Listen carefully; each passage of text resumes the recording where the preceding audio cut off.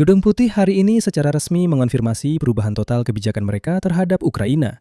Dan Departemen Keuangan Amerika Serikat telah memberlakukan kembali semua sanksi terhadap minyak Rusia. Pihak Donald Trump menyatakan bahwa orang-orang Rusia dengan lancang berbohong tentang adanya kesepakatan di Alaska antara Trump dan Putin. Dan hari ini, Menteri Luar Negeri Rusia Sergei Lavrov tiba-tiba mengakui bahwa ya, Rusia memang telah menipu semua orang hampir selama setahun penuh dengan menceritakan tentang suatu perjanjian yang dibuat di Anchorage. Dan hari ini, Lavrov menyatakan bahwa pernyataan Menteri Luar Negeri Amerika Serikat Marco Rubio bahwa tidak ada kesepakatan yang dicapai selama pertemuan antara Putin dan Trump di Alaska memerlukan klarifikasi. Karena di Kremlin menolak untuk percaya bahwa Amerika Serikat telah berpaling dari mereka. Sebelumnya, Presiden Prancis Emmanuel Macron menyatakan bahwa secara resmi telah terjadi perubahan posisi Washington dalam perang Rusia melawan Ukraina. Trump menolak menjadi mediator netral dan menyebut dirinya sebagai pendukung Ukraina. Dan hari ini, Kementerian Keuangan Asia kembali memberlakukan semua sanksi terhadap minyak Rusia yang berlaku sebelum perang di Timur Tengah. Dan penting untuk dicatat bahwa perubahan sikap Trump ini terjadi tepat sekarang menjelang KTT NATO. Sekretaris Jenderal Aliansi Mark Rutte telah mengonfirmasi bahwa pada KTT mendatang di Ankara pada 7 dan 8 Juli, semua anggota akan mengumumkan sesuatu yang sangat ditakuti oleh Kepala Kremlin Vladimir Putin. Misalnya, seperti yang disebutkan dalam episode sebelumnya. Anda sudah tahu bahwa berkat kontribusi dari anggota NATO, anggaran militer Ukraina tahun ini setara dengan anggaran militer Rusia. Hal ini sangat sulit dibayangkan hanya beberapa tahun yang lalu.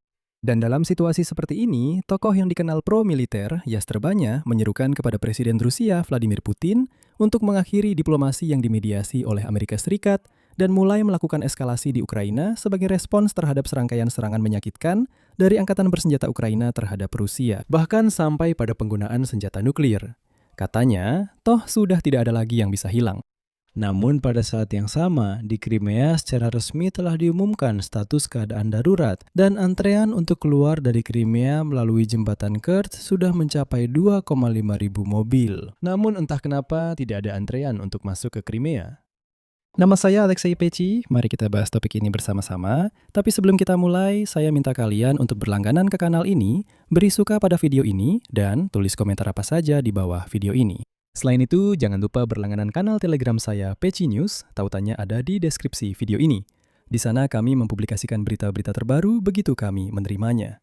Itu tadi pengantarnya, sekarang mari kita bahas semuanya secara detail. Jadi, para pemimpin Kremlin masih belum bisa pulih dari keterkejutan setelah Amerika Serikat dan Donald Trump secara pribadi mulai berbalik tajam mendukung Ukraina. Bahkan, para tokoh garis keras di Moskow sudah begitu putus asa sehingga mereka menuntut Putin untuk menyerang Ukraina dengan senjata nuklir. Dan apapun yang terjadi setelah itu, katanya, toh situasinya sudah tidak bisa lebih buruk lagi. Mari kita bahas situasi ini secara kronologis. Siapa yang berbohong, siapa yang tidak, dan bagaimana orang Rusia selama hampir setahun menipu semua orang dengan cerita tentang semacam kesepakatan di Anchorage. Pada hari Kamis 25 Juni, Presiden Prancis Emmanuel Macron membuat pernyataan penting tentang perubahan posisi resmi Washington terkait perang Rusia melawan Ukraina. Dan menurut Macron, untuk pertama kalinya Amerika Serikat menyetujui teks dokumen yang membatalkan status mereka sebagai mediator netral dan menetapkan dukungan penuh terhadap negara Ukraina. Dia menyatakan bahwa mulai saat ini Amerika Serikat menegaskan bahwa mereka bukan lagi mediator netral antara Ukraina dan Rusia. Tidak, mereka dengan jelas mengambil posisi tertentu, yaitu mendukung Ukraina. Selain deklarasi politik, dokumen baru, maksudnya dokumen akhir G7, menegaskan arah bantuan Amerika yang spesifik. Amerika Serikat berkomitmen untuk terus memberikan dukungan militer dan energi kepada Kiev serta meningkatkan tekanan sanksi terhadap Rusia. Namun secara objektif, ketika Presiden Prancis atau pemimpin negara lain berbicara tentang perubahan posisi Amerika Serikat, tentu saja kesimpulan seperti itu bisa diragukan. Namun hari ini, Washington justru membuktikan bahwa Macron benar dan tidak berbohong. Sanksi minyak Amerika Serikat terhadap Rusia mulai hari ini kembali diberlakukan. Setelah masa pengecualian berakhir, yang sebelumnya sempat diberlakukan Washington karena situasi di Selat Hormuz, kini pengecualian itu dicabut dan semuanya berlaku kembali. Dan sekarang semua sanksi Amerika terhadap minyak Rusia kembali diberlakukan. Selain itu, harga minyak Rusia juga anjlok tajam, sekarang sudah di bawah $50 per barel. Dan sesuai dengan itu, jendela peluang bagi orang Rusia pun telah tertutup. Saya ingatkan, pada 12 Maret tahun ini, Kantor Pengawasan Aset Asing Departemen Keuangan Amerika Serikat mengeluarkan General License, lisensi umum yang mengizinkan pengiriman dan penjualan minyak serta produk minyak Rusia. Pemerintah Amerika Serikat mengeluarkan izin ini dalam upaya untuk mengurangi kekurangan pasokan minyak dan harga tinggi yang disebabkan oleh penutupan Selat Hormuz oleh Iran. Kemudian, Trump beberapa kali memperpanjang pencabutan sanksi ini, tetapi sekarang itu tidak diperlukan lagi dan semua sanksi terhadap Rusia telah diberlakukan kembali secara penuh. Jadi, kegembiraan di kubu Putin tidak berlangsung lama. Namun, pernyataan Menteri Luar Negeri Amerika Serikat Marco Rubio benar-benar memicu kepanikan di Kremlin. Dia menyatakan bahwa kesepakatan antara Vladimir Putin dan Donald Trump di Anchorage yang telah berulang kali diumumkan oleh pejabat Rusia sebenarnya tidak pernah ada. Dan orang-orang Rusia secara sinis berbohong dan terus berbohong. Pada bulan Agustus tahun lalu di Alaska, di mana Presiden Rusia bertemu langsung dengan Presiden Amerika untuk pertama kalinya selama perang Rusia melawan Ukraina, menurut Rubio hanya ada usulan-usulan yang disampaikan. Kutipan, "Tidak ada kesepakatan apapun di Alaska, hanya ada usulan, tetapi tidak ada kesepakatan yang dicapai." Katanya, silakan nilai sendiri, kalau memang ada kesepakatan, perang pasti sudah lama berakhir, itu jelas. Tapi penting untuk diingat bahwa Kremlin sendiri tidak pernah merinci kesepakatan apa yang sebenarnya dicapai di Alaska dan apa sebenarnya yang disebut Kremlin sebagai semangat Anchorage. Meskipun sumber-sumber meyakinkan bahwa Vladimir Putin beranggapan bahwa Trump setuju Ukraina menyerahkan sepenuhnya Donbas, termasuk wilayah Donetsk yang hingga kini masih 80% dikuasai oleh Tentara Federasi Rusia. Menurut sumber Washington Post, di Anchorage, Vladimir Putin menuntut agar keempat wilayah Ukraina yang dianeksasi Kremlin pada tahun 2022 diserahkan ke kendali Rusia. Dan kemudian dia melunakkan tuntutannya dan bahkan dikabarkan siap melepaskan sebagian wilayah Zaporizhia dan Kherson, lalu menyatakan tentang semacam pertukaran wilayah. Ini memang benar-benar dibahas dan harus diakui. Dan orang Amerika, omong-omong, tidak menyangkal fakta ini, bahwa skenario seperti itu memang dibahas di Alaska. Dan hari ini, Menteri Luar Negeri Rusia Sergei Lavrov mengakui bahwa, ya, memang tidak ada kesepakatan apapun di Alaska, hanya ada percakapan antara Donald Trump dan Vladimir Putin, tidak lebih dari itu. Dan semua pernyataan tentang semangat Anchorage itu hanyalah kata-kata kosong untuk mengalihkan perhatian. Dan hari ini, Lavrov mengakui semuanya itu.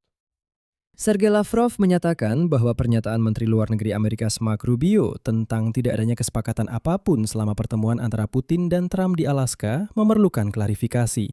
Menurut Lavrov, di Anchorage, di mana Presiden Amerika dan Rusia bertemu langsung untuk pertama kalinya sejak awal perang, Amerika Serikat disebut-sebut telah mengajukan usulan mereka untuk penyelesaian perang, dan Vladimir Putin setuju dengan usulan tersebut. Bagi orang Rusia, itu sudah dianggap sebagai sebuah kesepakatan. Katanya, sebelumnya Stephen Witkoff pernah membawa beberapa usulan perdamaian seperti itu ke Moskow. Lalu setelah itu, dia pergi ke Alaska untuk menyelaraskannya dengan Donald Trump. Dan Sergei Lavrov sendiri mengakui bahwa, ya, di Anchorage, Putin dan Trump hanya membahas secara lisan usulan-usulan yang disampaikan oleh Stephen Witkoff, dan setelah itu mereka pun berpisah. Tidak ada kesepakatan yang tercapai pada akhirnya. Selanjutnya, saya akan mengutip pernyataan lengkap dari Sergei Lavrov dan silakan Anda dengarkan baik-baik. Menteri Luar Negeri Amerika Serikat Rubio mengatakan bahwa di Alaska hanya ada usulan, bukan kesepakatan mengenai penyelesaian di Ukraina. Jadi, katanya tidak jelas mengapa Moskow begitu khawatir. Masalahnya, jika melihat gambaran lengkapnya, beberapa hari sebelum pertemuan di Alaska, utusan khusus Presiden Amerika Serikat Stephen Witkoff berada di Moskow dan membawa usulan-usulan tersebut dari Presiden Donald Trump. Kami mulai membahasnya. Presiden Federasi Rusia Vladimir Putin berjanji untuk memberikan reaksinya pada pertemuan di Alaska. Ya, sepertinya terhadap usulan-usulan yang dibawa Stephen Witkoff ke Moskow itu. Di Anchorage, ketika kedua presiden duduk untuk bernegosiasi, Presiden Rusia Putin sambil memandang Stephen Witkoff yang juga hadir dalam pertemuan itu, mulai menyebutkan satu persatu usulan Amerika. Setelah setiap poin, Vladimir Putin di hadapan Presiden Donald Trump dan Menteri Luar Negeri Mark Rubio bertanya kepada Stephen Witkoff apakah dia sudah menyampaikan dengan benar ide-ide yang dibawa Witkoff ke Moskow sehari sebelum pertemuan di Anchorage. Untuk setiap pertanyaan, Stephen Witkoff menjawab, "Usulan tersebut benar, maksudnya ya, memang itulah yang saya usulkan." Oleh karena itu, ketika rekan saya Marco Rubio mengatakan bahwa di Alaska hanya ada usulan dan tidak ada kesepakatan, saya mempertanyakan hal itu dari sudut pandang apa yang kita maksud dengan kesepakatan. Jika satu pihak, dalam hal ini Amerika Serikat, telah mengajukan usulan penyelesaian tentang bagaimana mendekati krisis ini, dan pihak kedua menyatakan persetujuan terhadap usulan tersebut, maka mengatakan bahwa di sini Lavrov mulai memanipulasi. Maka mengatakan bahwa tidak ada persetujuan rasanya kurang elegan. Dan saya langsung ingin menekankan, persetujuan dan perjanjian dalam bahasa diplomatik adalah dua hal yang benar-benar berbeda dan tidak bisa disamakan. Karena perjanjian itu adalah dokumen, sedangkan persetujuan itu hanya menganggukkan kepala. Itu juga merupakan bentuk persetujuan secara fakta. Dan disinilah Lavrov mulai memanipulasi kata-kata ini dengan sangat lihai. Saya lanjutkan kutipannya. Menteri Luar Negeri Amerika Serikat Mark Rubio juga mengatakan saat salah satu acara di Timur Tengah bahwa Amerika Serikat siap untuk mengambil langkah maju dan memainkan peran konstruktif jika mereka memiliki kesempatan seperti itu. Katanya, untuk menyatukan pihak-pihak dan mengakhiri perang ini. Inilah yang telah coba dilakukan Presiden Amerika Donald Trump selama 1,5 tahun. Semua ini mungkin bisa dianggap sebagai konfirmasi bahwa di Alaska ada usulan-usulan dari Amerika yang telah kami terima. Namun kutipan yang baru saja saya sampaikan menimbulkan pertanyaan dari sudut pandang lain, kata Lavrov. Maksud saya adalah pidato terbaru Menteri Luar Negeri Mark Rubio dalam sidang di Kongres, ketika dia menyatakan bahwa Amerika Serikat tidak bisa menjadi mediator karena mereka mendukung Ukraina. Ketika sekarang terdengar adanya ketertarikan agar Amerika Serikat memainkan peran konstruktif menyatukan kedua pihak, itu sudah terdengar seperti permohonan. Permohonan untuk menjadi mediator. Tentu saja perlu ada kejelasan dalam seluruh situasi ini. Namun faktanya tetap, kata Lavrov. Di Alaska telah dibahas usulan dari Amerika Serikat yang telah diterima oleh pihak Rusia. Jika seluruh kutipan panjang dari Lavrov itu diterjemahkan ke dalam bahasa yang mudah dimengerti, dia mengakui bahwa memang tidak ada kesepakatan apapun. Yang ada hanyalah usulan dari Stephen Witkoff. Vladimir Putin duduk membacakan usulan-usulan itu kepada Trump. Lalu dia menoleh ke Witkoff dan berkata, "Benar yang saya katakan?" Witkoff menjawab, "Benar." Dan Putin berkata, "Ya, pada dasarnya tidak buruk, saya setuju." Mari kita catat. Orang Rusia hampir setahun bercerita tentang suatu kesepakatan antara Trump dan Putin yang dicapai di Alaska. Sebenarnya, dan ini baru saja dikonfirmasi oleh Lavrov, yang terjadi adalah sebagai berikut. Donald Trump melalui Witkoff menyampaikan visinya tentang bagaimana mengakhiri perang. Diktator botak Vladimir Putin setuju dengan hal itu dan hanya mengangguk-angguk kepala. Itu saja. Sekali lagi, menurut Lavrov, itu hanya terjadi secara lisan. Tidak ada satupun dokumen, bahkan komunike sederhana atau memorandum niat yang ditandatangani. Tidak ada satupun dokumen yang ditandatangani. Oleh karena itu, tidak ada kesepakatan dalam bentuk dokumen. Yang ada hanyalah pembahasan skenario hipotetis dan persetujuan terhadap skenario tersebut.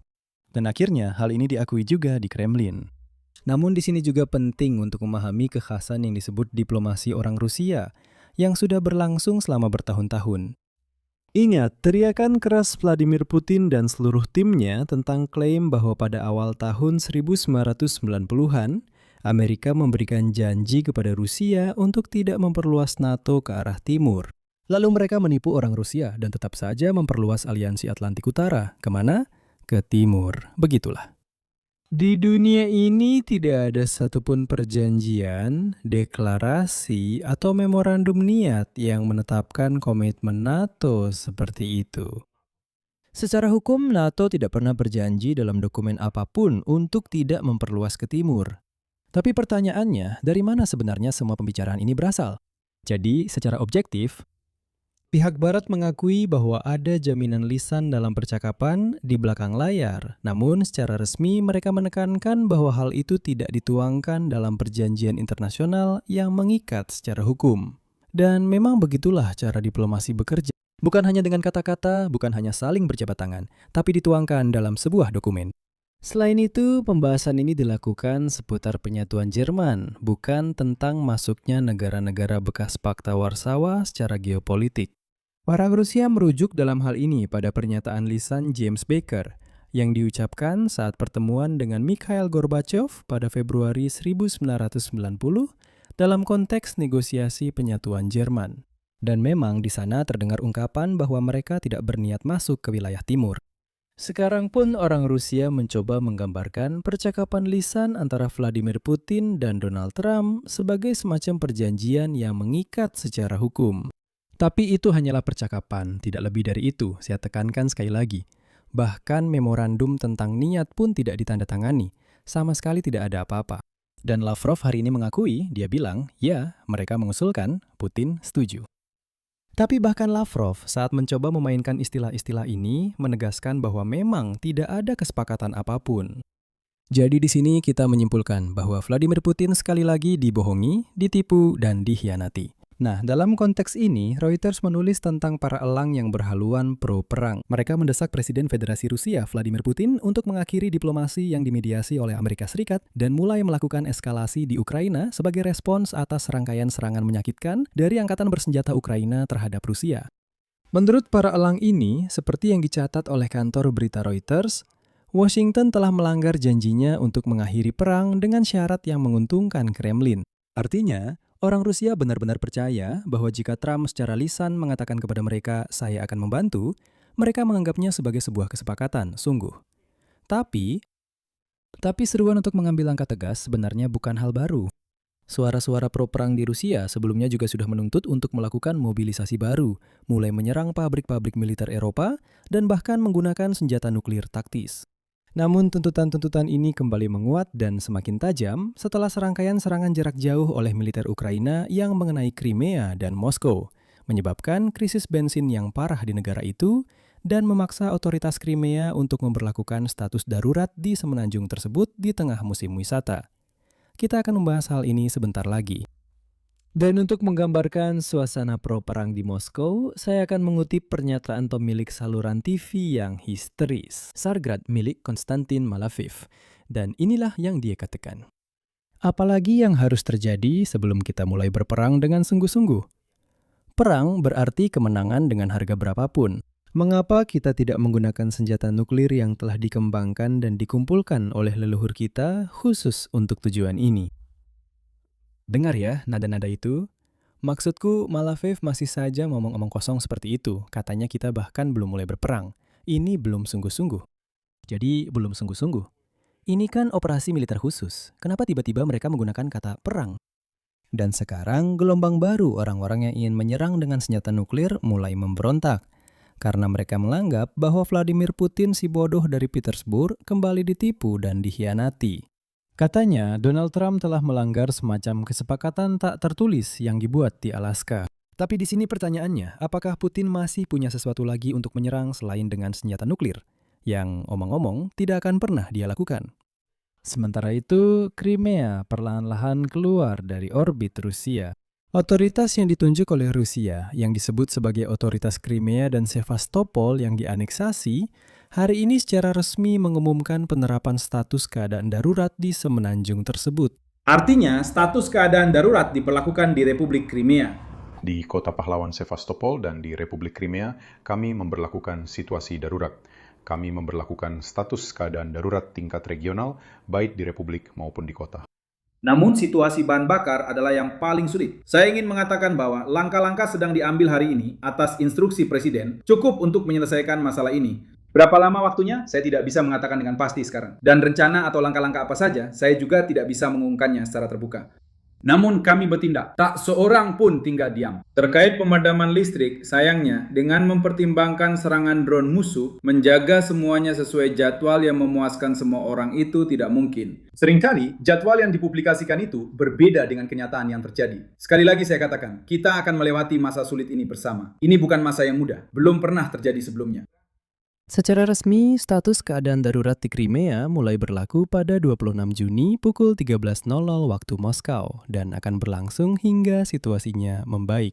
Selama status darurat ini berlaku, otoritas Crimea berhak membatasi kebebasan bergerak, menghentikan operasional perusahaan, dan melakukan evakuasi paksa terhadap penduduk. Sebelumnya, otoritas Ukraina mengumumkan isolasi Crimea dari Rusia dan mengubah semenanjung tersebut menjadi sebuah pulau. Untuk itu, Angkatan Bersenjata Ukraina dengan bantuan drone terlebih dahulu mengambil kendali atas lalu lintas di Jalan Raya Federal R280 yang oleh Rusia disebut Novorossiya, yang menghubungkan wilayah Rostov dengan Crimea yang dianeksasi melalui wilayah Ukraina yang diduduki. Akibatnya, di semenanjung terjadi kekurangan bahan bakar yang pada pertengahan Juni semakin parah di SPBU. Bahkan, penjualan bensin dan solar untuk masyarakat umum dihentikan sama sekali. Ya, saya ulangi sekali lagi, di Crimea, orang biasa secara fisik tidak bisa membeli bensin.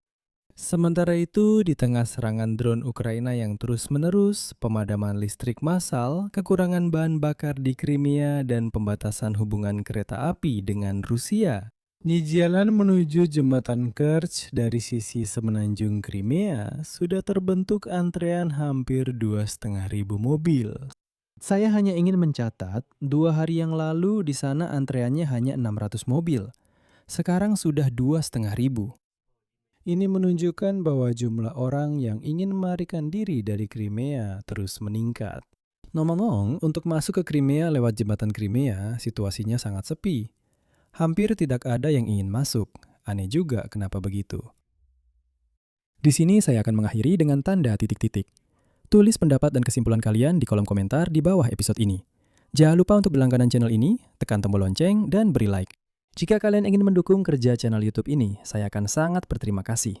Kalian bisa melakukannya dengan donasi melalui tautan dan informasi yang ada di deskripsi video ini. Dan di sana juga ada tautan omong-omong ke komunitas tertutup kami PC Insight di platform Patreon, di mana kita bisa berdiskusi tentang berbagai topik yang tidak dibahas di YouTube ini. Dan di sana juga saya menjawab pertanyaan pribadi kalian. Jadi silahkan kunjungi, berlangganan, dan dukung channel ini. Saya akan sangat berterima kasih. Itu saja, jaga diri kalian, sampai jumpa semuanya.